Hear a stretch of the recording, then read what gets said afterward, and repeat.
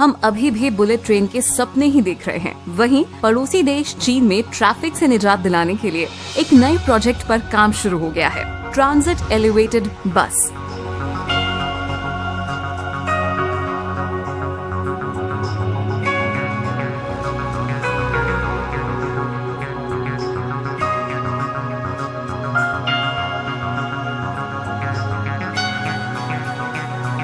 TEB नाम के इस प्रोजेक्ट का पहला model Beijing international hi-tech expo में लॉन्च किया गया। इसे इस तरह से डिजाइन किया गया है कि रोड स्पेस का पूरा इस्तेमाल हो सके। TEB बस की तरह काम करेगा।